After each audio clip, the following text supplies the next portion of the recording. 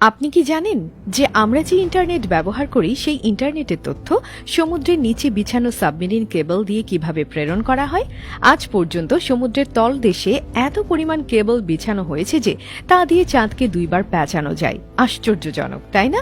চলুন জেনে নেই বন্ধুরা, ইন্টারনেটের 99% ডেটা স্যাটেলাইটের মাধ্যমে নয়, বরং সমুদ্রের নিচে বিছানো কেবলগুলোর মাধ্যমেই স্থানান্তরিত হয়। এই কেবলগুলো উপরে থেকে রাবারের মতো দেখায়, কিন্তু ভেতরে রয়েছে আপনার চুলের থেকেও পাতলা তারের গুচ্ছ।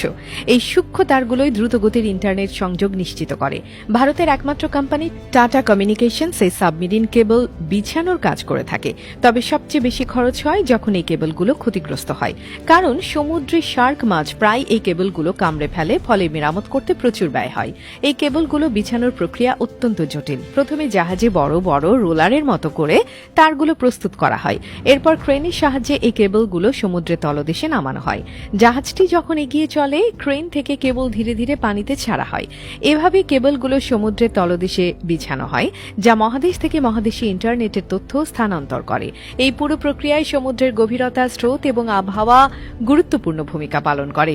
কেবলগুলো যাতে সুরক্ষিত থাকে এবং দীর্ঘদিন ধরে কাজ করে সেজন্য বিশেষ যত্ন নেওয়া হয়। কেবলগুলোর উপরে শক্ত আবরণ থাকে, যা সেগুলোকে শার্ক এবং অন্যান্য সামুদ্রিক প্রাণীর আক্রমণ থেকে রক্ষা করে। তবুও কখনো কখনো দুর্ঘটনা ঘটে যায়। কেবলগুলো ক্ষতিগ্রস্ত হলে বিশেষ জাহাজ ও প্রযুক্তির সাহায্যে সেগুলো মেরামত করা হয়। এই প্রক্রিয়াটি খুবই ব্যয়বহুল এবং সময় সাপেক্ষ। তবে এই সব কিছুর পরেও এই সাবমেরিন কেবলগুলোর মাধ্যমে আমরা দ্রুত এবং নিরবিচ্ছিন্ন ইন্টারনেট সেবা পেয়ে থাকি।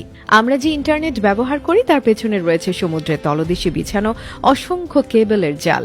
এই প্রযুক্তি আমাদের বিশ্বকে আরো সংযুক্ত করেছে এবং তথ্যের আদান প্রদানকে সহজতর করেছে। টাটা কমিউনিকেশনসের মতো কোম্পানিগুলোই এই ক্ষেত্রে গুরুত্বপূর্ণ ভূমিকা পালন করছে, যা আমাদের দেশের জন্য গর্বের বিষয়। আশা করি এই তথ্যগুলো আপনার জন্য উপকারী হয়েছে। ইন্টারনেটের এই আশ্চর্য জগৎ সম্পর্কে আরো জানতে আমাদের সাথে থাকুন।